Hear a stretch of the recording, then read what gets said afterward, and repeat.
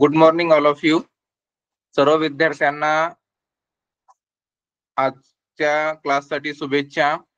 आजच्या क्लासमध्ये आपणास आदरणीय सलालकर सर हे व्होकॅब्युलरी डेव्हलपमेंटची संदर्भात बॉडी पार्ट्स आणि त्या अनुषंगाने परीक्षेत मध्ये विचारल्या जाणाऱ्या प्रश्नांच्या विषयी आपणास मार्गदर्शन करणार आहेत. तर मी आदरणीय सलालकर सरांना विनंती करतो की त्यांनी आजच्या आपल्या बॉडी पार्ट्स या उपघटकाला सुरुवात करावी. धन्यवाद राणे सर. सर्वप्रथम उपस्थित सर्व विद्यार्थी, सन्माननीय पालक, सर्व शिक्षक आणि सर्व अधिकारी वर्ग यांचं मी आजच्या तासिकेमध्ये स्वागत करतो. आपल्या जिल्हा परिषद अहिल्यानगर यांनी आयोजित केलेलं मिशन आरंभ अंतर्गत ऑनलाईन तासिका आणि ह्या ऑनलाईन तासिकेमध्ये आजचा विषय आहे इंग्रजी आणि ह्या इंग्रजी विषयामधला आजचा घटक आहे पार्ट्स ऑफ बॉडी. आजच्या या तासिकेसाठी पुन्हा एकदा सर्वप्रथम मी सर्वांचं स्वागत करतो. आणि आता आपल्याला माहिती आहे हे युग स्पर्धा परीक्षेचं युग आहे. स्पर्धा परीक्षेच्या युगामध्ये प्रत्येक पायरीवर स्पर्धा आहे, परीक्षा आहे आणि या स्पर्धा परीक्षेचा एक महत्वाचा टप्पा म्हणजे इयत्ता 5वीची शिष्यवृत्ती परीक्षा. ही शिष्यवृत्ती परीक्षा अत्यंत महत्वाची आहे प्रत्येक विद्यार्थ्याच्या जीवनामध्ये. तो टप्पा जो यशस्वीपणे पार करेल निश्चितच भविष्यातल्या येणाऱ्या स्पर्धा परीक्षेसाठी त्याला फायदा होणार आहे. म्हणून प्रत्येक विद्यार्थ्याला माझं आवाहन आहे की अतिशय काळजीपूर्वक अभ्यासपूर्ण पद्धतीनं आणि लक्ष देऊन आपण जर चांगला अभ्यास केला तर या स्पर्धा परीक्षेमध्ये निश्चित आपण यशस्वी होऊ. सर्व विद्यार्थ्यांना स्पर्धा परीक्षेसाठी माझ्याकडून शुभेच्छा. आणि आजच्या तासिकेला सुरुवात करण्यापूर्वी आपणा सर्वांना माहिती आहे की आपला देश सध्याला एका युद्धाला तोंड देत आहे. आपल्या शेजारी देशानं आपल्या देशामध्ये जो आतंकवाद पसरवण्याचा प्रयत्न केलेला आहे त्याला एक प्रतिकार म्हणून आपला देश, आपले सैनिक सीमेवर लढत आहेत.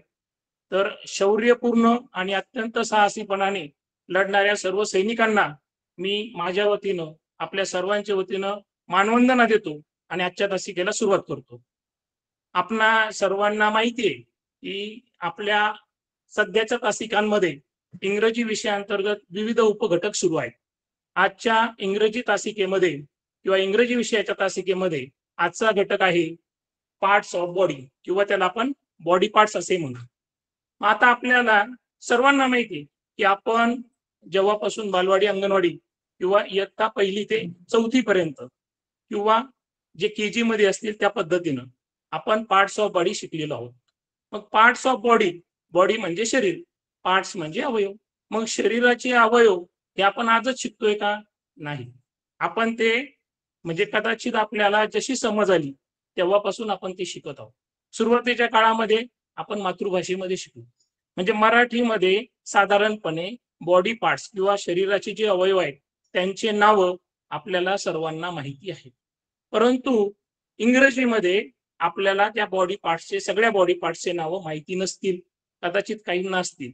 असतील तर चांगली गोष्ट आहे, नसतील तर ते समजून घेणं खूप सोपी गोष्ट आहे. आणि मला असं वाटतं इंग्रजी विषयामधील हा सर्वात सोपा घटक आहे. निश्चितपणे आपल्याला मार्क मिळवून देणारा आणि आपल्या गुणवत्तेला प्रोत्साहन देणारा किंवा आपल्याला गुणवत्तेत पुढे घेऊन जाणारा असा हा घटक आहे. या घटकाबद्दल आज आपण माहिती घेऊया. तर आपण सुरू करूया पार्ट्स ऑफ बॉडी किंवा बॉडी पार्ट्स. आता शरीराचे अवयव, बॉडी पार्ट्स म्हणजे शरीराचे अवयव. मग आता बॉडी पार्ट्स मध्ये 2 भाग येतात.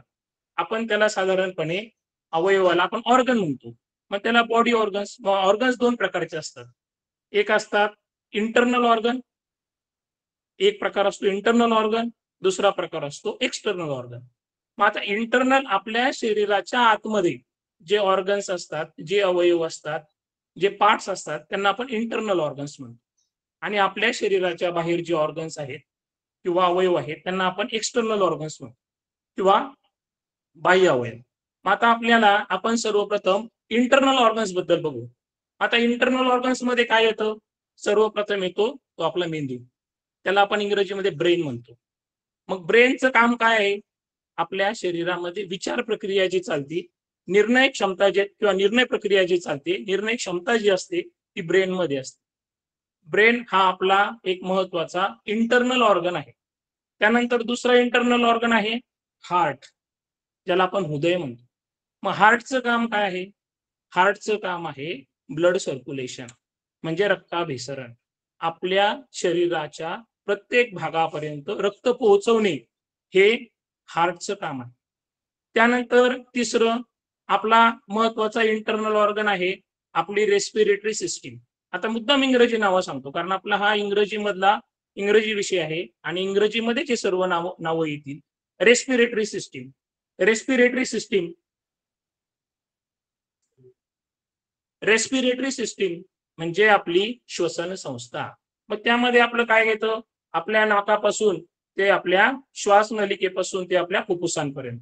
मग आपल्या शरीरामध्ये असणारी फुफ्फुस हा या रेस्पिरेटरी सिस्टीम मधला महत्वाचा भाग.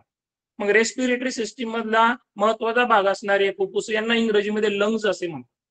म्हणजे महत्वाचा पहिला इंटरनल ऑर्गन झाला ब्रेन, दुसरा ऑर्गन झाला हार्ट, तिसरा ऑर्गन झाला लंग्स. त्यानंतर आपल्या इंटरनल असणारे मग आपली डायजेस्टिव्ह सिस्टीम असते, तिला आपण पचन संस्था असे म्हणतो. त्यानंतर किडनीज असते. हे सर्व अवयव आपले इंटरनल ऑर्गन्स आहेत.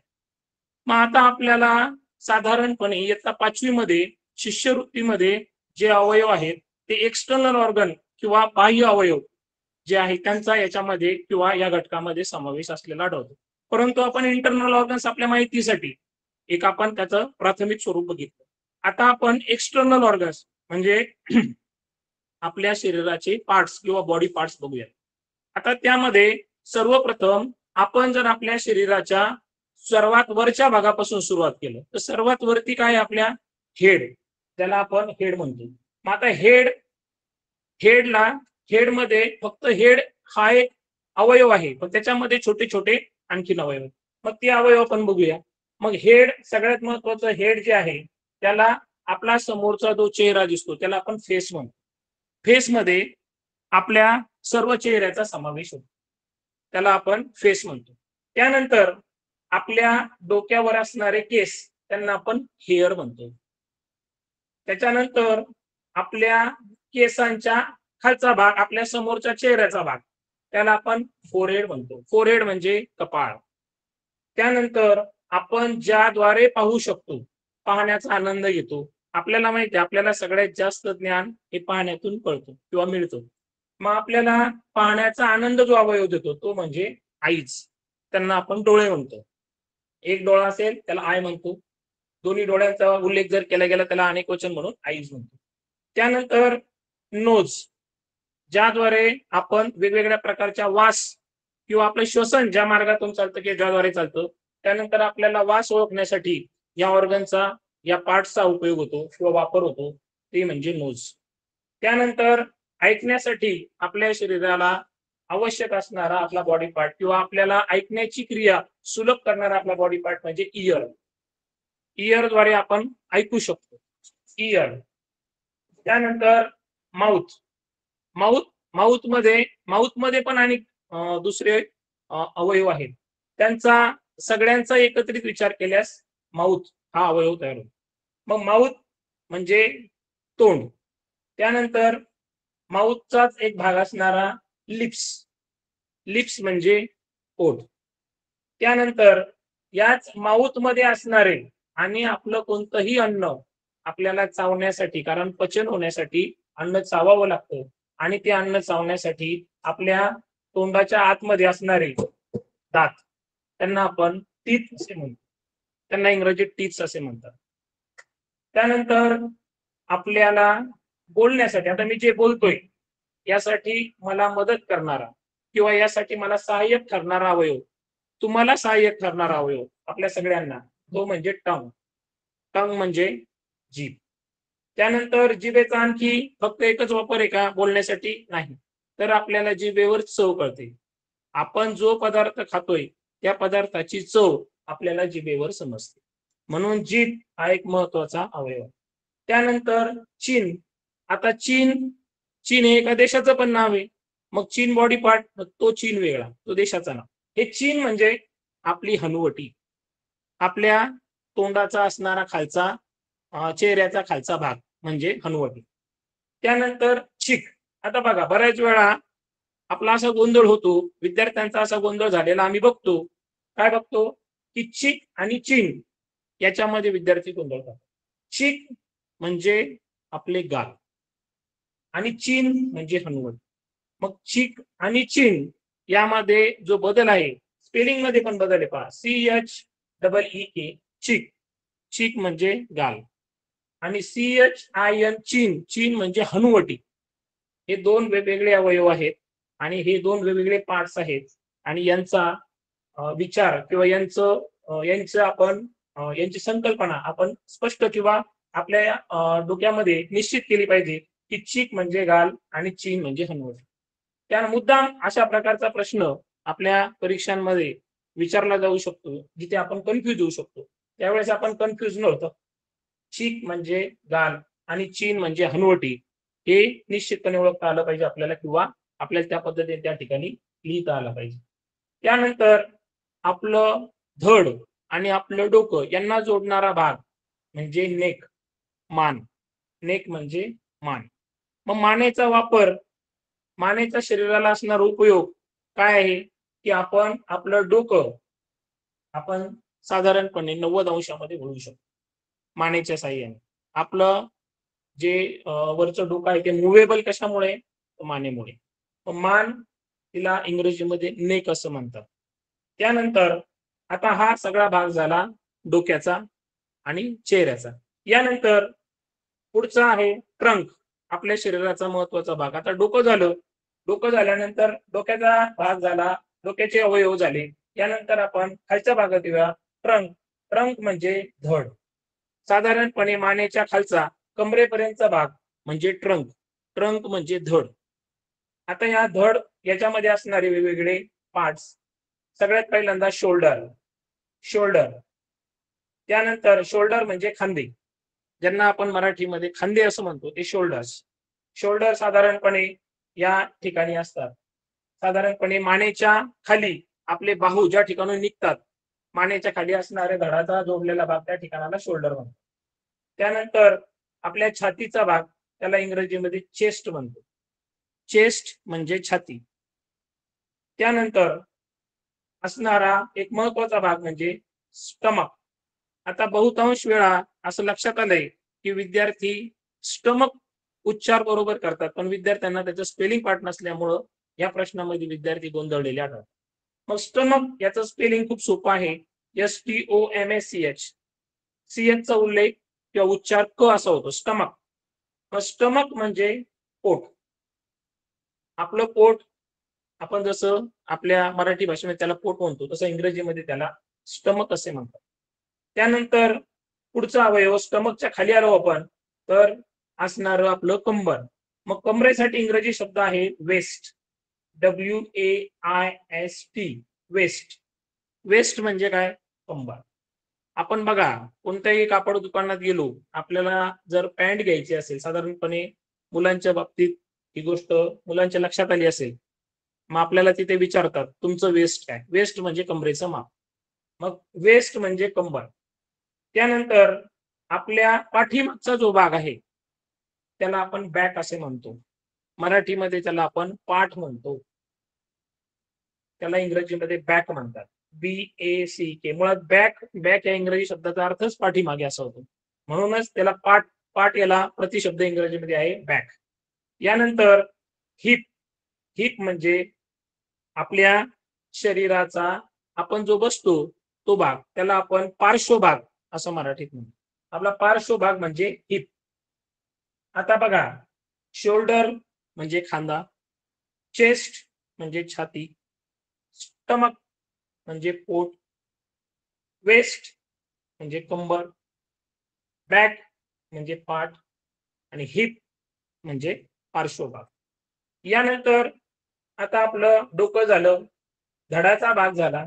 यानंतर आपण येऊया आपल्या हातांकडे. आपल्या सर्वांना माहिती आहे आपले हात आपल्या शरीराचा खूप महत्वाचा अवयव आहे.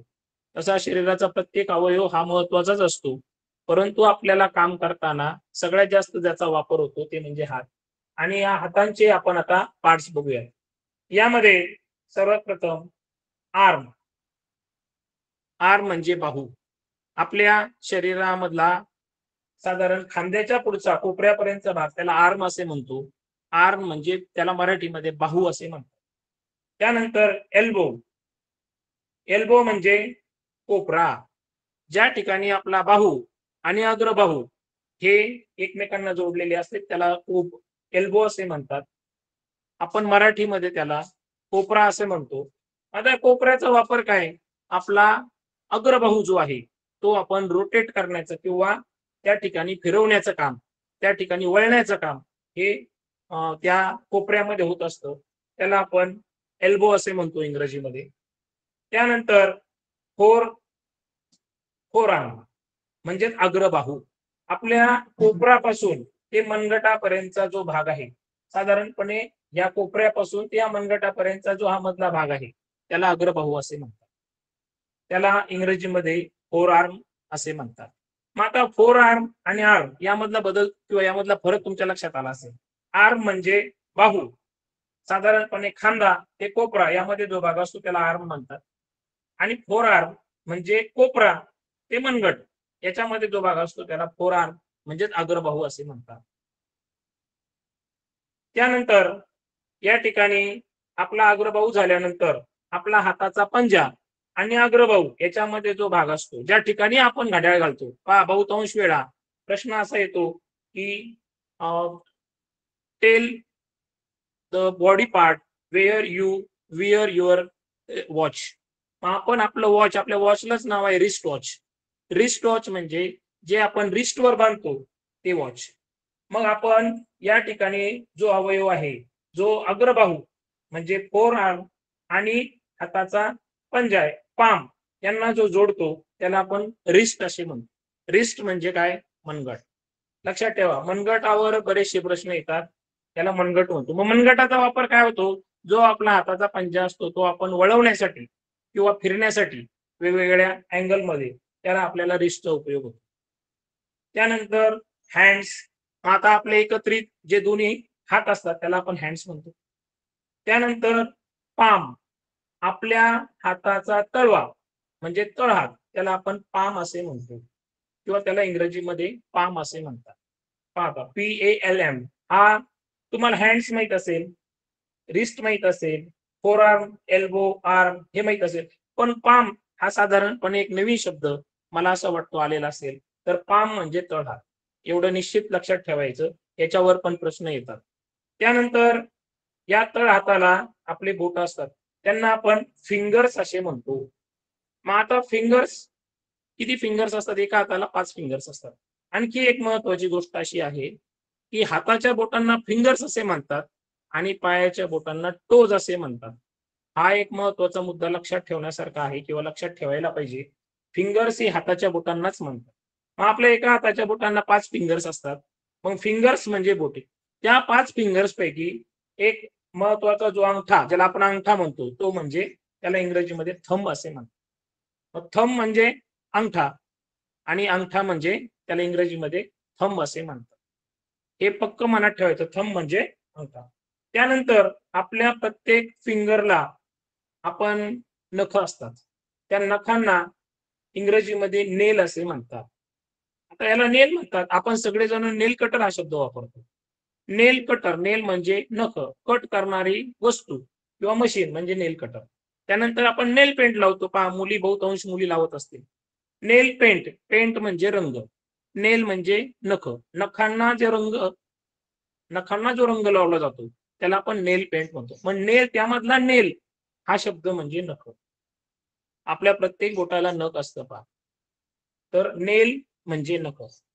आता आपण पुन्हा एकदा आपल्या हातांची जे अवयव आहेत त्यांचा पुन्हा एकदा आढावा घेऊ. पहिला आहे आर्म. आर्म म्हणजे बाहू. एल्बो, एल्बो म्हणजे कोपरा. फोर आर्म, फोर आर्म म्हणजे अग्रबाहू. रिस्ट, रिस्ट म्हणजे मनगट. हँड्स म्हणजे आपले हात. पाम म्हणजे तळहात. थंब म्हणजे अंगठा. फिंगर म्हणजे बोट, त्यातलं पहिलं बोट म्हणजे थंब. आणि नेल्स, प्रत्येक बोटाला असणारे नख म्हणजे नेल्स. ठीक आहे, इथपर्यंत आपले अवयव आपण बघितलेले आहेत, तुमच्या लक्षातही आले असतील. यानंतरचा पुढचा भाग आहे आपला लेग्स. आपले जे पाय आहेत आपल्या शरीरामध्ये असणारा एक आणखीन महत्वाचा अवयव म्हणजे लेग्स. आता लेग्स मध्ये आपले कोणकोणते बॉडी पार्ट्स असतात किंवा लेग्स हा एक बॉडी पार्ट आहे, त्याच्यामध्ये असणारे सब बॉडी पार्ट्स असं म्हणू शकतो आपण त्याला. पहा, लेग्स साधारण कमरेपासून तर तळपायापर्यंत जो पूर्ण भाग असतो त्याला लेग्स असे म्हणतो. त्यानंतर साधारणपणे आपल्या कमरेपासून ते आपल्या गुडघ्यांपर्यंत जो भाग असतो त्याला आपण थाय असे म्हणतो. थाय म्हणजे मांडी. थाय म्हणजे मांडी. लेग्स म्हणजे पूर्ण पाय, थाय म्हणजे मांडीपर्यंतचा भाग किंवा मांडी. त्यानंतर मांडी संपल्यानंतर गुडघे येतात. दोन्ही पायांना दोन गुडघे, त्यांना आपण नी असे म्हणतो. नी म्हणजे गुडघा. मग गुडघ्याचा उपयोग काय आपल्या शरीरामध्ये? तर आपले पाय फोल्ड करणे, वाकवणे, काम करताना, खेळताना किंवा बसताना आपल्याला पाय फोल्ड करावे लागतात आणि त्यासाठी आपल्याला गुडघ्याचा उपयोग होतो. नी म्हणजे गुडघे. यानंतर अँकल. आता गुडघ्यापासून आपण खाली आल्यानंतर अँकल. अँकल म्हणजे घोटा. आपल्या पायाच्या तळपायाच्या वरती असणारा घोटा, ज्याला आपण घोटा म्हणतो, त्याला इंग्रजीमध्ये अँकल असे म्हणतात. यानंतर आपल्या तळपायाच्या मागचा भाग म्हणजे हिल. HEEL hill. हिल. आता बघा, आपण बहुतांश वेळा असा शब्द वापरतो की माझ्याकडे हिलचे शूज आहेत किंवा हिलच्या चप्पल आहेत. हिल म्हणजे टाच. मग ते उंच टाचेचे जे चप्पल किंवा शूज असतात त्यांना आपण हिलचे चप्पल किंवा शूज म्हणतो. हिल म्हणजे टाच. सर एक मिनिट, थोडं खाली चित्र दिसत नाहीत, कट होत आहेत लेग्सचे थोडं. ओके ओके, बस. Okay okay okay, thank you sir. यानंतर आपला तळपायाचा भाग. तळपायाच्या भागाला आपण फूट असे म्हणतो. आपण साधारणपणे ज्या तळपायावर चालतो त्याला फूट असे म्हणतो. म्हणूनच बघा, आपल्या तळपायाच्या खुणा ज्या ठिकाणी उमटतात त्याला आपण फूटप्रिंट्स असे म्हणतो. प्रिंट्स म्हणजे खुणा, आणि पाय आपले जे तळपाय असतात त्यांना आपण फूट असे म्हणतो. म्हणजे फूटप्रिंट्स म्हणजे पायाच्या खुणा, त्या तळपायाच्या खुणा म्हणजे तळपाय म्हणजे फूट. FOOT फूट. त्यानंतर आपल्या पायाची बोटं असतात त्यांना टोज असे म्हणतात. मग त्या प्रत्येक पायाला 5 बोटं असतात त्यांना टोज असे म्हणतात. बघा, या ठिकाणी आपण साधारण 34 आपल्या शरीराच्या एक्सटर्नल ऑर्गन्स आपण त्यांना म्हणू शकतो किंवा बाह्य अवयव. याच्या 34 अवयवांची माहिती किंवा त्यांची नावं इंग्रजीतून या ठिकाणी बघितलेली आहेत. पुन्हा एकदा आता मी सर्व अवयवांचं रिपिटेशन करतो. शक्य असेल तुम्हाला तर तुम्ही माझ्या मागे म्हणा. सर्वात पहिला आपण डोक्यापासून चालू करू. डोक्यापासून तर डोक्याचा सगळ्यात पहिला डोक्याला आपण हेड असे म्हणतो. त्यानंतर डोक्याचा एक महत्वाचा अवयव म्हणजे हेअर्स. HAIR hair. आता बघा, हेअर. आता हेअर हा शब्द किंवा इंग्रजीमध्ये एक वैशिष्ट्य आहे, काही शब्दांचा समान उच्चार होतो परंतु त्याचे अर्थ वेगळे असतात. हेअर हा शब्द आणखी दुसऱ्या ठिकाणी पण वापरला जातो बघा. पण HAIR हेअर. हेअर म्हणजे केस, एवढं फक्त लक्षात ठेवायचं. कधी कधी कन्फ्युजन निर्माण करण्यासाठी परीक्षेमध्ये वेगवेगळे स्पेलिंग दिले जातात. म्हणून हे स्पेलिंग आपले पक्के पाठ झाले पाहिजेत, जेणेकरून आपल्याला परीक्षेमध्ये कुठलंही कन्फ्युजन तयार होता कामा नये. आणि आपल्याला बॉडी पार्ट्स हे खात्रीशीर मार्क्स मिळवून देणारा घटक आहे. सर्व विद्यार्थ्यांना याच्यामध्ये पैकीच्या पैकी किंवा संपूर्ण गुण मिळाले पाहिजेत असा हा घटक आहे. म्हणून सर्व अवयव आणि त्यांची नावं आणि त्यांचा निश्चित उपयोग आपण पाठच करून ठेवायचा. तर पहिला अवयव आहे हेड. हेड म्हणजे डोके. हेडचं स्पेलिंग HEAD हेड. त्यानंतर हेडचाच किंवा डोक्याचाच असणारा एक अवयव hair. Hair HAIR hair. Hair म्हणजे केस. त्यानंतर FOREHEAD बघा, याच्यामध्ये पण हेड आहे, पण कोणतं हेड? Four head. मग फोर हेड म्हणजे फोर म्हणजे समोरचं, त्या अर्थाने हेड. आपण ज्याला कपाळ असं म्हणतो, ज्याला मराठीत आपण कपाळ म्हणतो, तेच फोर हेड. मग फोर हेड म्हणजे कपाळ. मग कपाळाचा जो भाग आहे त्याला इंग्रजीमध्ये फोर हेड असं म्हणतात. त्याचं स्पेलिंग FORE आणि पुढे हेडचं स्पेलिंग HEAD. मग फोर हेड अशा पद्धतीने आपण ते पाठ करू शकतो किंवा लक्षात ठेवू शकतो.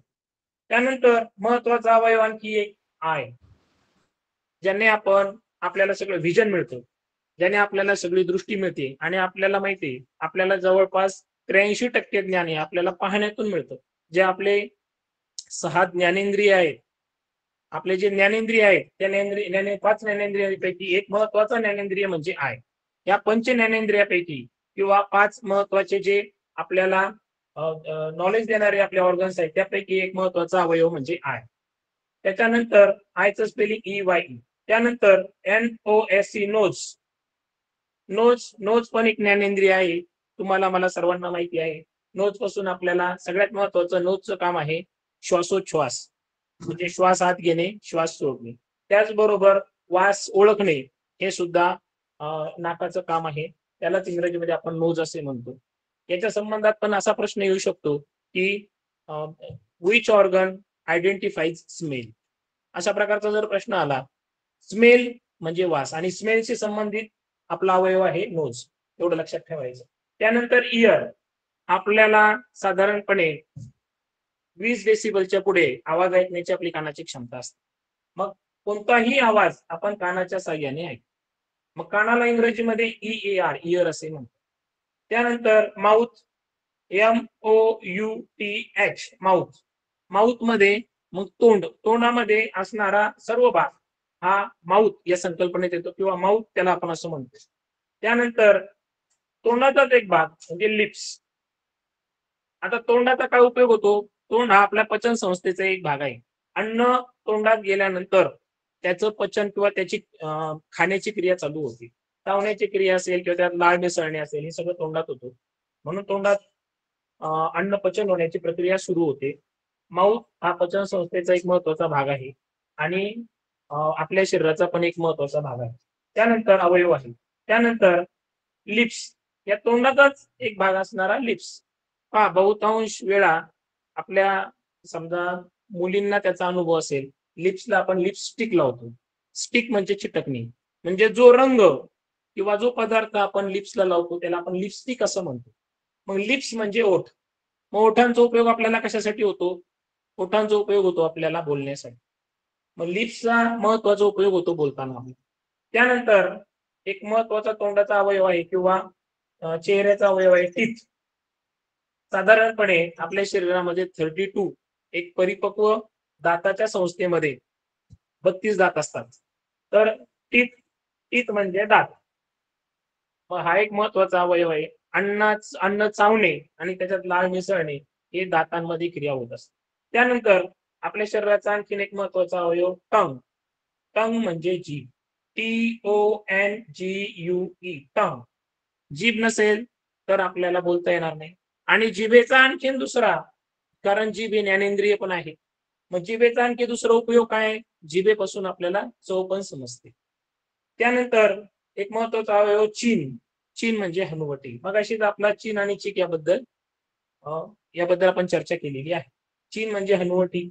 चीक CHEEK चीक. चीक म्हणजे गाल. त्यानंतर आपलं डोकं आणि आपलं धड यांना जोडणारा अवयव म्हणजे नेक. नेक म्हणजे मान. मानेचा उपयोग आपलं डोकं आपण मानेवर फिरवू शकतो. हा मानेचा उपयोग आहे. आणि आपलं डोकं आणि धड यांना जोडणारा भाग म्हणजे मान. त्याला इंग्रजीमध्ये नेक म्हणतो. नेकचं स्पेलिंग NECK. यानंतर आपण ट्रंक म्हणजे आपल्या साधारण धडाच्या भागाकडे गेलो तर आपलं शोल्डर SHOULDER शोल्डर. शोल्डर म्हणजे खांदा. त्यानंतर दुसरा आपल्या धडाचा भाग म्हणजे चेस्ट. CHEST chest. चेस्ट म्हणजे छाती. त्यानंतर छातीच्या खालचा भाग म्हणजे स्टमक म्हणजे पोट. STOMACH स्टमक म्हणजे पोट. त्यानंतर पोटाच्या खालचा भाग म्हणजे साधारणपणे आपल्या कमरेचा भाग, त्याला इंग्रजीमध्ये WAIST वेस्ट असे म्हणतात. त्यानंतर आपल्या पाठीचा भाग त्याला आपण BACK बॅक म्हणजे पाठ असे म्हणतो.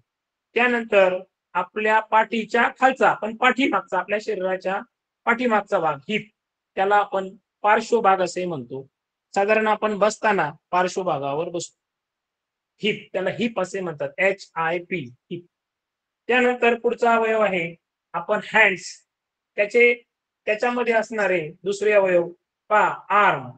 आर्म म्हणजे बाहू. त्यानंतर साधारणपणे आपला शोल्डर म्हणजे खांदा आणि कोपरा यामधला जो भाग आहे त्याला आपण आर्म असे म्हणतो. त्यानंतर आपला कोपऱ्याचा भाग जो आहे ज्याला आपण मराठीत कोपरा असं म्हणतो त्याला इंग्रजीमध्ये एल्बो असे म्हणतात. एल्बो म्हणजे कोपर.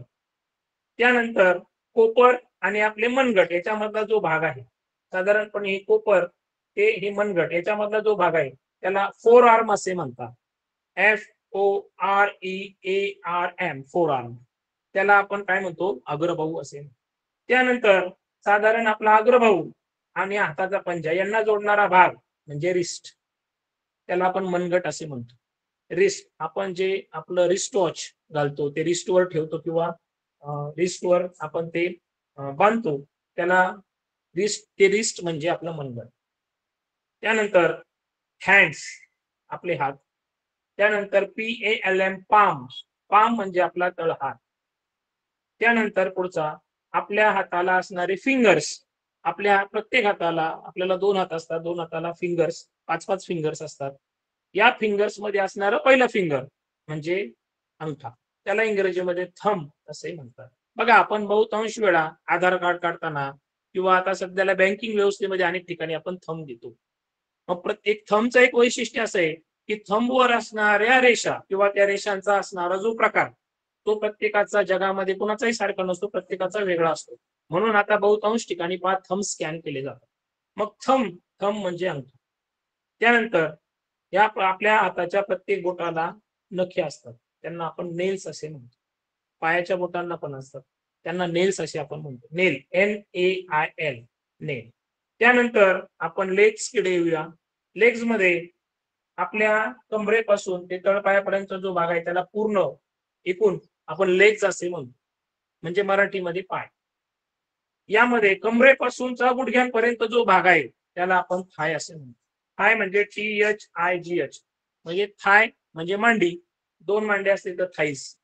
बघा बहुतांश वेळा आपण क्रिकेट बघतो त्यावेळेस आपल्याला असं लक्षात येतं कॉमेंट्री ऐकताना लक्षात येतं की बॉल थाईजला लागून गेला.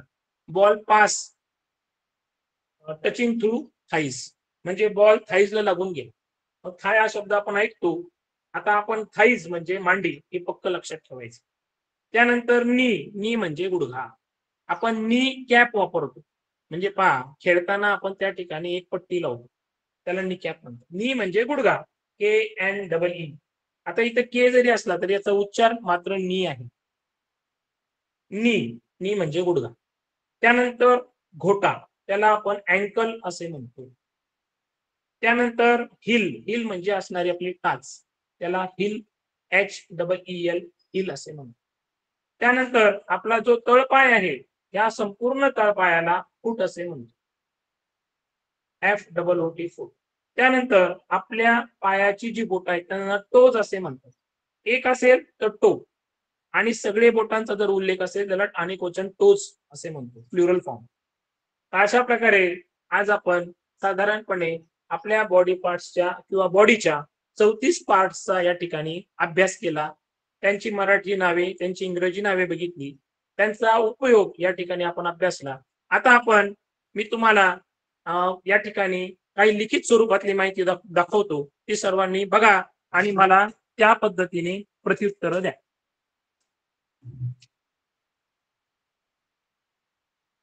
बघा आता या ठिकाणी मी बॉडी पार्ट्स लिहिलेले आहेत. बॉडी पार्ट्स लिहिलेले आहेत. आता मला अपेक्षित असं आहे की तुम्ही मला त्या बॉडी पार्ट्सचं नाव सांगा. राणे सर मला आवाज येऊ शकेल का? मुलांचा का? हो. नाही आपण ते मुलांचा खूप गोंगाट होतो म्हणून चालू करायचं असेल तर बघू आपण ट्राय करू. Okay it's okay sir. काही प्रॉब्लेम नाही. काही प्रॉब्लेम. एक मिनिट चालू करतोय मी एक बॉडी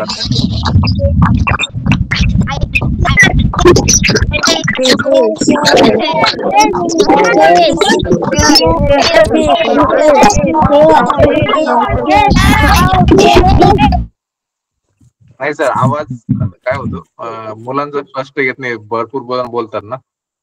करेक्ट सर. चालेल काही हरकत नाही sir.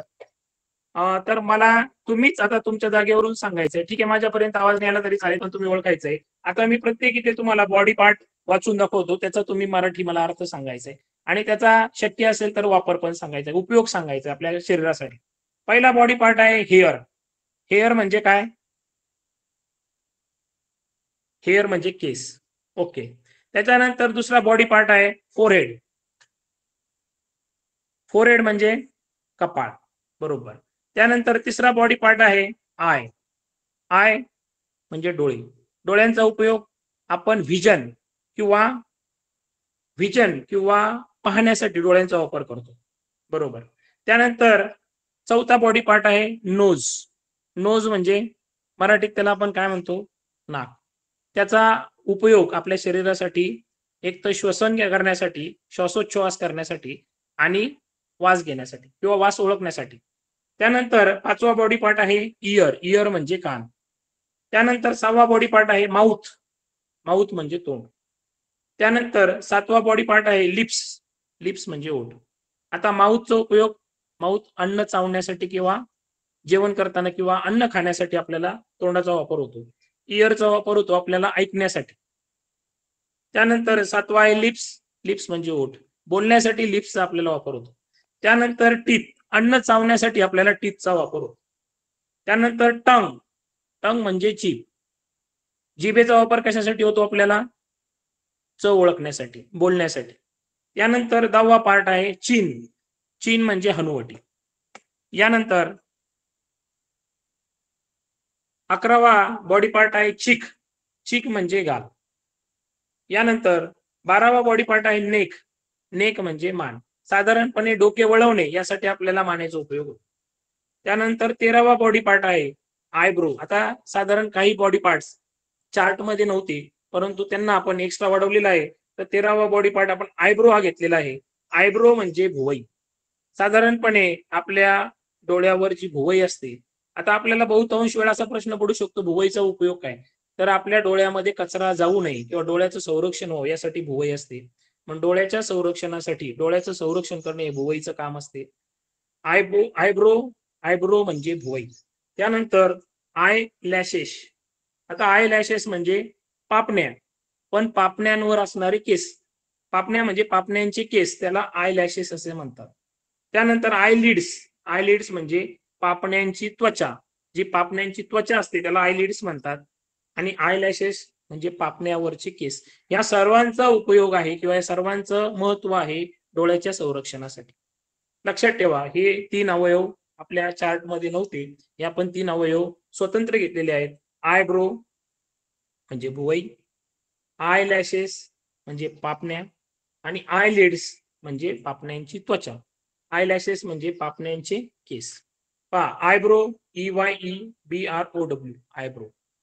I lashes IEYELASHES I lashes. आणि आयलिड्स EYELIDS आयलिड्स. हे 3 महत्वाचे भाग आहेत. यांच्यावर पण काही प्रश्न विचारले जातात, आपण बघितले. यानंतर बघा आपल्या धडाचा भाग शोल्डर. शोल्डर खांदा. कोणतंही काम करताना आपल्याला खांद्याचा उपयोग होतो. Shoulder SHOULDER shoulder. शोल्डर म्हणजे खांदा. त्यानंतर चेस्ट छाती. आपल्या शरीराच्या साधारण आतले जे ऑर्गन्स आहेत, इंटरनल ऑर्गन्स, त्याचं संरक्षणाचं काम छातीमध्ये असणारा पिंजरा करतो. त्याला आपण छातीचा पिंजरा म्हणतो. तर चेस्ट म्हणजे छाती. त्यानंतर स्टमक. स्टमक म्हणजे पोट. साधारण अन्न पचन आपल्या पोटामध्ये होतं. पचन संस्था ही पोटामध्ये असते. त्यानंतर वेस्ट. वेस्ट म्हणजे कंबर. बॅक म्हणजे पाठ. हिप म्हणजे पार्श्वभाग. रिब्स म्हणजे छातीची बरगडी. आणि रिबकेज म्हणजे छातीचा पिंजरा.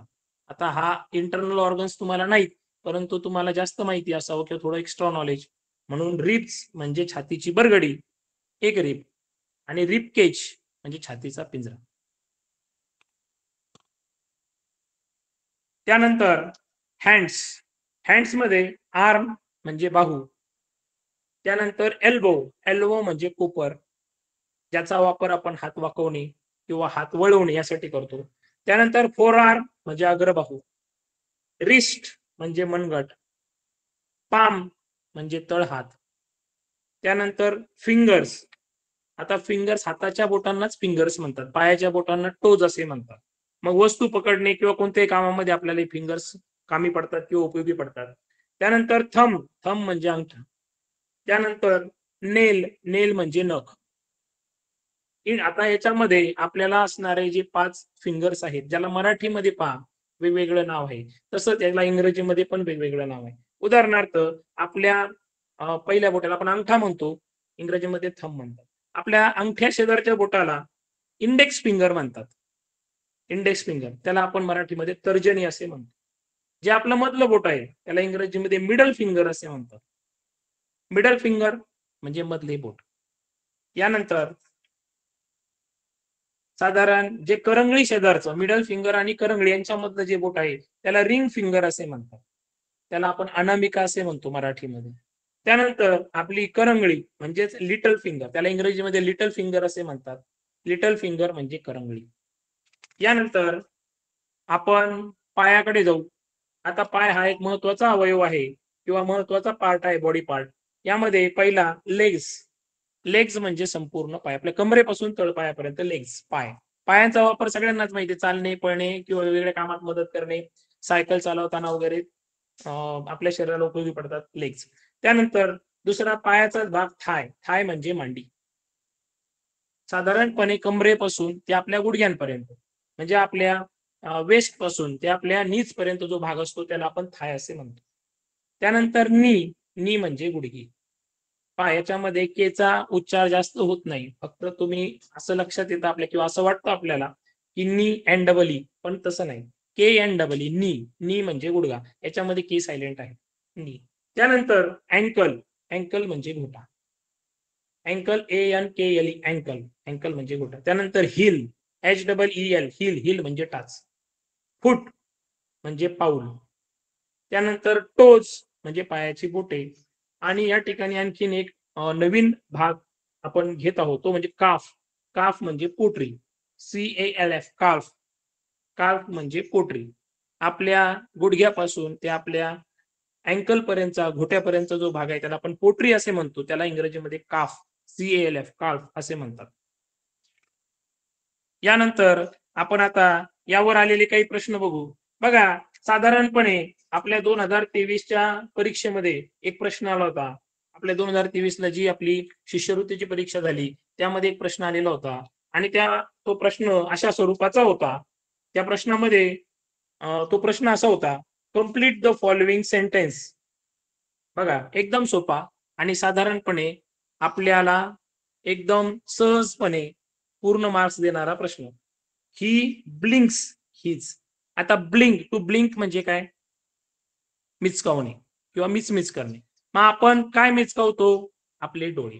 मग म्हणजे आपल्याला ती क्रिया कोणत्या अवयवाशी, कोणत्या बॉडी पार्टशी संबंधित आहे ती क्रिया, हे लक्षात आल्यानंतर या प्रश्नाचं उत्तर एकदम सोपं झालं असतं.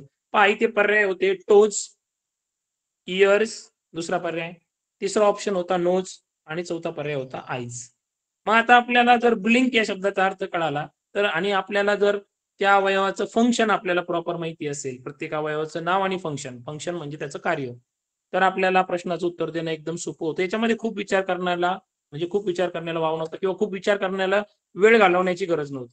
मग ही ब्लिंक्स इज, आन्सर काय येईल? आईज.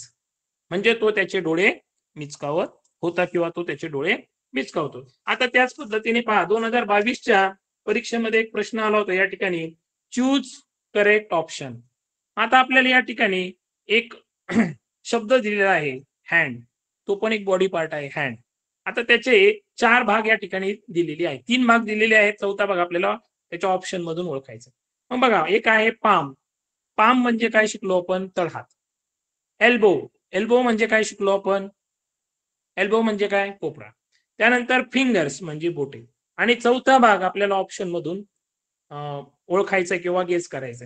पहिला ऑप्शन आहे बीक, दुसरा आहे टस्क, तिसरा ऑप्शन आहे स्टमक, चौथा ऑप्शन आहे रिस्ट.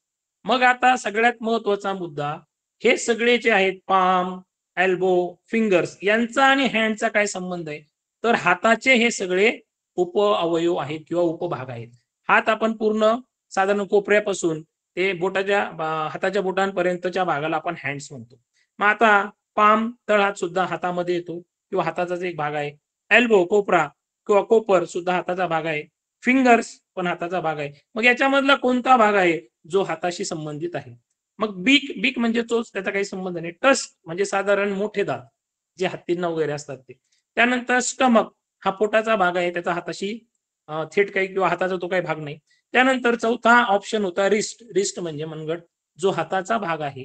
म्हणून या ठिकाणी करेक्ट आन्सर होतो चौथं. मग असे सोपे प्रश्न येतात.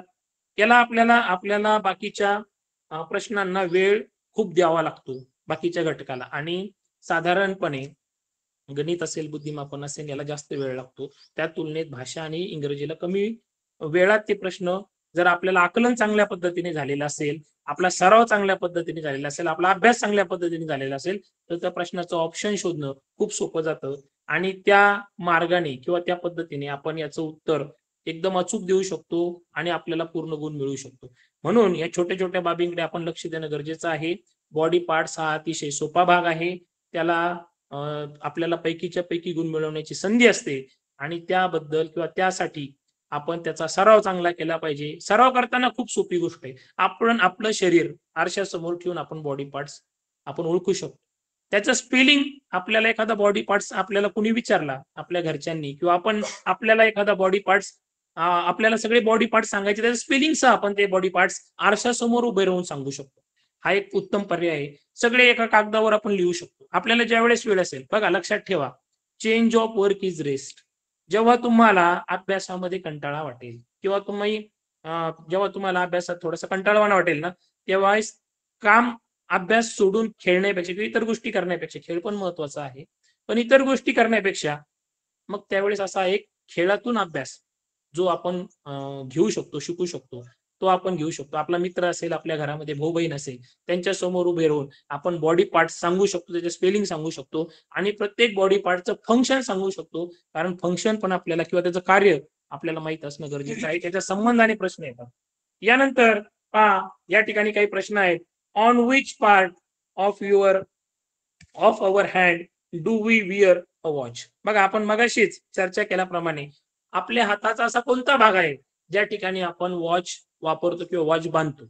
मग काय त्याच्यामध्ये पहिला ऑप्शन होता पाम, दुसरा ऑप्शन होता आर्म, तिसरा ऑप्शन आहे रिस्ट आणि फोर्थ ऑप्शन आहे एल्बो.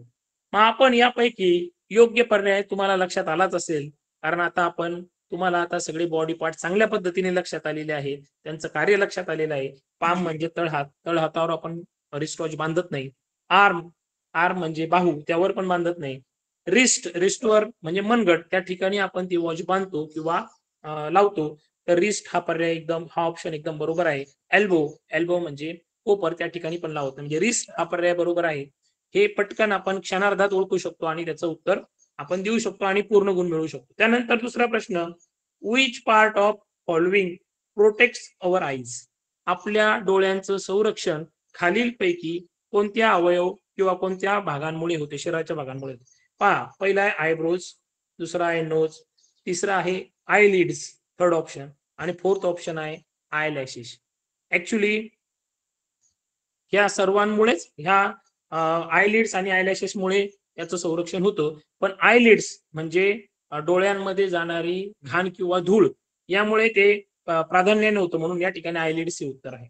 त्यानंतर तिसरं, चूज प्रॉपर वर्ड्स. आता आपल्याला या ठिकाणी जे डॅश डॅश आहे किंवा फिल इन द ब्लँक्स म्हणजे रिकाम्या जागा, आपल्याला जेव्हा रिकाम्या जागा भरायच्या असतात, फिल इन द ब्लँक्स येतात, त्यावेळेस आपल्याला त्या पुढच्या वाक्याचा संदर्भ समजून त्या रिकाम्या जागी योग्य शब्द भरायचा असतो. मग आता योग्य शब्द कसा भरणार? आपण पहिल्यांदा सर्व पूर्ण वाक्य वाचणार, वाचल्यानंतर त्याचा संदर्भ लावणार आणि मग आपण पर्याय त्याचे ऑप्शन्स वाचणार. मग आता वाक्य काय आहे? Dash dash is the middle part of our body. आपल्या शरीराचा मिडल पार्ट म्हणजे आपल्या शरीराचा मध्यभागी असणारा पार्ट कोणता? मग आता आपल्याला या ठिकाणी 4 ऑप्शन दिलेले आहेत. पहिला पार्ट आहे वेस्ट, दुसरा पार्ट आहे थाय, तिसरा पार्ट आहे नेक आणि फोर्थ पार्ट आहे नोज. मग आता आपल्याला या 4 पार्ट पैकी असा कोणता पार्ट आहे जो आपल्या सेंटरला आहे किंवा आपल्या मिडल पार्टला आहे आपल्या बॉडीच्या? आपण लगेच ओळखू शकतो, तो पार्ट आहे वेस्ट. वेस्ट म्हणजे कंबर. साधारणपणे वेस्ट हा आपल्या बॉडीच्या मिडलला आहे किंवा मिडल पार्ट आहे. तो आपण वेस्ट हा या ठिकाणी ऑप्शन चूज करू शकतो आणि त्याला खूप वेगळ्या गणिती क्रियेची वगैरे गरज नसते. एकदम पटकन आपण तो ऑप्शन ओळखू शकतो. त्याला कमीत कमी वेळामध्ये या प्रश्नाचे पूर्ण गुण आपण मिळवू शकतो. अशा प्रकारे आज आपण आजच्या तासिकेमध्ये बॉडी पार्ट्स, इंग्रजी विषयामध्ये बॉडी पार्ट्स हा घटक अभ्यासलेला आहे. बॉडी पार्ट्स मध्ये जे पार्ट्स आहेत त्या सर्व पार्ट्सचा आपण पुन्हा पुन्हा वाचन करणं, जर शक्य असेल तर बॉडी पार्ट्सचा वापर आपल्या दैनंदिन जीवनात करणं, त्या शब्दांचा वापर करणं, त्यानंतर याचा अभ्यास किंवा याचं पाठांतर तुम्ही कशा प्रकारे करू शकता चांगल्या पद्धतीने. तर आपण आरशासमोर उभं राहायचं, आपली बॉडी किंवा आपण स्वतः आरशासमोर उभं राहून आपले पार्ट्स आपणच ओळखायची. नंतर आपल्या बहीण किंवा भावासमोर, आणि जर नसेल कोणी अवेलेबल किंवा आपल्यापेक्षा लहान असतील ते, तर आपले आई वडील, आणि कोणीच अवेलेबल नसेल तर आरशासमोर आपण त्याचे स्पेलिंग पाठ करणे आणि एक एक स्पेलिंग म्हणून दाखवणे. अशा प्रकारे आपण सगळ्या बॉडी पार्ट्सचं वाचन, पाठांतर आणि आयडेंटिफिकेशन म्हणजे त्यांना ओळखणे, आणि सगळ्यात महत्त्वाचं त्यांचं कार्य हे सुद्धा आपल्या लक्षात आलं पाहिजे. त्यांच्या कार्याच्या संबंधाने म्हणजे त्यांच्या कामाच्या संबंधाने, त्यांच्या फंक्शनच्या संदर्भाने असणारे शब्द हे आपल्या लक्षात आले पाहिजे. उदाहरणार्थ डोळ्याचं फंक्शन आहे वॉचिंग, त्यानंतर नोजचं फंक्शन आहे स्मेलिंग, टू स्मेल वास घेण्याचं काम नाक करतं, डोळे बघण्याचं कार्य करतात, वॉच करतात, वॉच. त्यानंतर हिअर, टू हिअर, हिअरिंगचं काम आपले इयर्स करतात. त्यानंतर साधारण टॉकिंग म्हणजे आपली जी बोलण्याची क्रिया आहे ती तोंडातून होते, त्याला लिप्स मदत करतात. त्यानंतर आपलं अन्न चावण्याचं काम टीथ्स करतात. त्यानंतर टंग, साधारणपणे टेस्ट करण्याचं काम आपली टंग करते, आणि बोलताना मदत करणार म्हणजे टॉकिंग मध्ये सुद्धा आपली टंग ही महत्वाचं पार्ट प्ले करत असते किंवा तिचं महत्वाचं काम असतं. त्यानंतर आपण जेव्हा रोटेट करतो आपलं हेड, त्यासाठी आपली नेक मदत करत असते. त्यानंतर शोल्डर्स, आपण कोणत्याही कामामध्ये किंवा कोणतेही समजा अवजड काम असेल त्याला आपल्याला शोल्डरचा उपयोग होतो. त्यानंतर चेस्ट, आपल्या शरीराच्या आंतरिंद्रियाचं संरक्षण चेस्टमुळे होतं. स्टमक, आपल्या अन्नाचं पचन किंवा आपण त्याला डायजेशन म्हणतो, फूड डायजेशन, हे आपल्या स्टमक मध्ये होतं. वेस्ट, आपण साधारणपणे आपल्या शरीराचा मिडल भाग त्याला आपण वेस्ट असं म्हणू शकतो. आपल्या पाठीमागचा भाग त्याला आपण बॅक म्हणतो, त्याला मराठीत आपण पाठ म्हणतो. त्यानंतर हिप, आपण आपला पार्श्वभाग ज्या वेळेस बसतो त्यावेळेस आपण हिपवर बसत असतो. त्यानंतर आपण हाताच्या सर्व गोष्टींचा कामामध्ये मदत होतच असते. त्यामध्ये आर्म असेल, एल्बो असेल, एल्बोचं काम आहे आपला आर्म आणि फोर आर्म याच्यामध्ये योग्य त्याच्यामध्ये रोटेट करणे किंवा त्याच्यामध्ये त्याला मुवमेंटची संधी देणे, हे एल्बोचं काम आहे कोपरचं. फोर आर्म म्हणजे अग्रबाहू. त्यानंतर रिस्ट, आपण घड्याळ जे घालतो साधारणपणे हे रिस्टवर घालतो, म्हणून त्याला रिस्ट वॉच असेही म्हणतात, लक्षात ठेवा. म्हणून रिस्ट एक महत्वाचा भाग. त्यानंतर हँड्स तर आहेच. त्यानंतर पाम म्हणजे आपला तळहात. त्यानंतर आपल्या हातांची जी बोटं असतात त्यांना आपण फिंगर्स म्हणतो. एका हाताला 5 फिंगर्स, दोन्ही हातांची मिळून 10 फिंगर्स. मग फिंगर्स, त्याच्यामधलं पहिलं फिंगर आहे थंब. त्याच्यानंतर हे thumb, index finger, middle finger, ring finger आणि लिटल फिंगर. ठीक आहे, हे 5 फिंगर्स. त्यानंतर हातांना असणारी नख म्हणजे नेल्स. त्यानंतर लेग्स म्हणजे आपले पाय. आपल्या साधारणपणे वेस्ट पासून from waist to knees the part is called as thigh. त्याच्यानंतर आपले जे नीज आहेत म्हणजे गुडघे, त्यांना नीज असे म्हणतो. गुडघ्यांमुळे आपण आपले पाय साधारणपणे फोल्ड करू शकतो. त्यानंतर अँकल म्हणजे घोटा, आणि हिल म्हणजे टाच. त्यानंतर आपल्या चालताना आपल्याला टाचेचा ऍक्च्युली फूटचा पूर्ण उपयोग होतो, त्याच्यामध्ये टाच महत्वाचा भाग आहे. त्यानंतर फूट म्हणजे आपले पाऊल, ज्याला तळपाय म्हणतो आपण, पाऊल त्याला फूट असे म्हणतात इंग्रजीमध्ये. टोज, पायाच्या बोटांना टोज असे म्हणतात. एक बोट असेल तर टो, अनेक बोट असतील तर टोज. तर आज या इंग्रजीच्या तासिकेमध्ये किंवा इंग्रजी विषयाच्या तासिकेमध्ये जे मिशन आरंभ, जिल्हा परिषद अहमदनगर यांचा जो उपक्रम आहे मिशन आरंभ याच्या अंतर्गत इंग्रजी या विषयाच्या अंतर्गत आज या ठिकाणी बॉडी पार्ट्स हा घटक अभ्यासलेला आहे.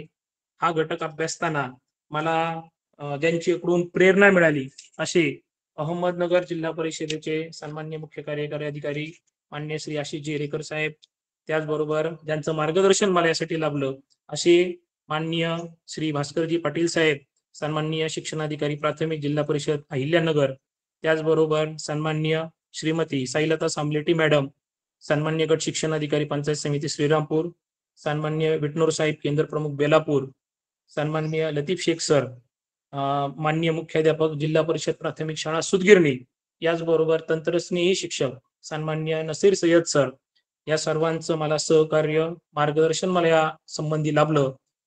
त्याचबरोबर आपण सर्वांनी तासिकेचा लाभ घेतला, त्याचबरोबर तासिकेचं श्रवण केलं आणि मला निश्चित खात्री आहे सर्व विद्यार्थी या अभ्यासाचा आपल्या परीक्षेमध्ये चांगला वापर करून घेतील. ज्ञानामध्ये त्यांच्या निश्चित भर पडली असेल, त्यांना या तासिकेचा फायदा झाला असेल आणि येणाऱ्या परीक्षेमध्ये ते या सर्व तासिकांचा वापर करून अत्युच्च असं यश प्राप्त करतील. सर्व विद्यार्थ्यांना शुभेच्छा. तसेच सर्व पालक, सन्माननीय पालक आणि सर्व सन्माननीय शिक्षक, सर्व अधिकारी वर्ग, त्याचबरोबर आपल्या या सर्व ऑनलाईन तासिकेसाठी तांत्रिक सहाय्य उपलब्ध करून देणारे सन्माननीय राणे सर, या सर्वांचं मी व्यक्तिशः आभार व्यक्त करतो आणि ही तासिका या ठिकाणी संपन्न झाली असं जाहीर करतो. धन्यवाद सर. Thank you sir.